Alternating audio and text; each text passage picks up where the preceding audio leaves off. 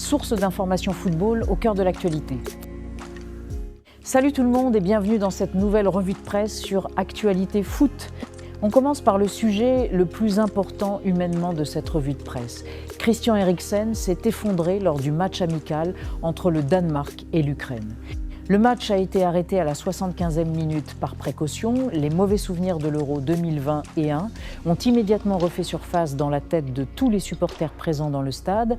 Bonne nouvelle, et c'est l'essentiel, Eriksen est conscient et se porte bien selon la fédération danoise. Tous les supporters ont manifesté leur soutien au joueur. On lui souhaite un prompt rétablissement et on espère le revoir très vite sur les terrains. La santé avant tout. Ousmane Dembélé prend une nouvelle dimension avec l'équipe de France. Le double champion d'Europe parle désormais sans filtre à Kylian Mbappé. Il lui aurait demandé de fournir plus d'efforts défensifs pour aider le collectif. Et le plus incroyable, c'est que Mbappé aurait reconnu en privé que Dembélé lui a plus apporté que l'inverse en sélection. Un aveu énorme qui montre l'importance grandissante de Dembélé dans ce groupe France.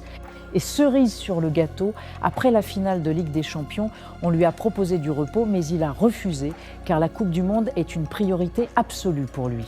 Dembélé est dans un état d'esprit parfait avant le mondial. Les Bleus peuvent compter sur lui. Le président du Bayern Munich, Herbert Hainer, a répondu de manière très sèche à Florentino Pérez concernant Michael Olise. Le message est sans équivoque, si Florentino veut envoyer une offre pour Olise, il peut économiser son temps. Michael Olise est un joueur du Bayern avec un contrat longue durée et le Bayern n'est pas un club vendeur. Ton glacial, message clair, le Bayern ferme totalement la porte, mais on sait tous que dans le football, 150 à 200 millions d'euros peuvent ouvrir bien des portes fermées. La suite au prochain épisode. Et là, on entre dans le vif du sujet. Le journaliste J.L. Sanchez a lâché une bombe ce soir.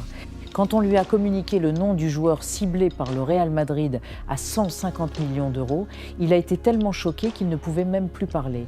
Il refuse de divulguer le nom pour le moment. Ce qu'on sait, ce joueur est valorisé autour de 150 millions d'euros. Il est considéré comme un joueur de classe mondiale et son club serait davantage ouvert à une vente contrairement au Bayern. Si cela se concrétise selon Sanchez, ce sera une bombe totalement inattendue. Le suspense est total. Qui est ce joueur mystère? On surveille ça de très près et on vous tient informé dès qu'on n'en sait plus. Grande nouvelle du côté du Real Madrid, Florentino Pérez remporte les élections présidentielles du club et reste président jusqu'en 2030. Il a obtenu 1% des votes selon le grand sondage de Marca, une victoire large et sans appel. Et Pepe, l'ancien défenseur portugais, devrait intégrer le staff technique de José Mourinho au Real Madrid. Le clan lusitanien s'installe à Madrid. Mourinho, Pepe, Mateus Fernandes, Bernardo Silva dans le viseur. Le Real version portugaise prend forme. Du côté du perdant Enrique Riquelme, il envisagerait de rester dans le paysage madrilène et de jouer un rôle d'opposition face à Florentino Pérez dans la durée. Le feuilleton continue. Deux infos importantes côté Barça. L'Atlético Madrid aurait proposé 70 millions d'euros pour Fermín López. Joan Laporta aurait rejeté l'offre immédiatement. Le Barça considère Fermín comme totalement intransférable et essentiel au projet. Message reçu 5 sur 5 côté Atlético. Et côté finance, le Barça est à court d'argent et devra demander à l'Assemblée une augmentation de son crédit pour achever la rénovation du Camp Nou Spotify. Cette demande sera faite lors de la réunion extraordinaire de juillet. Le chantier du stade pèse lourd sur les finances catalanes.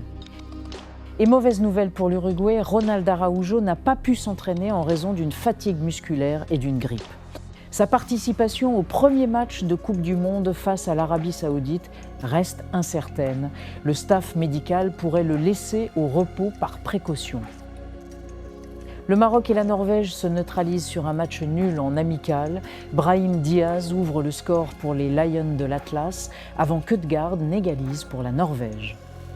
Mauvaise nouvelle cependant, Mazraoui et Ezal Zouli sont sortis sur blessure. Le Maroc espère les récupérer avant leur entrée en lice face au Brésil dimanche prochain.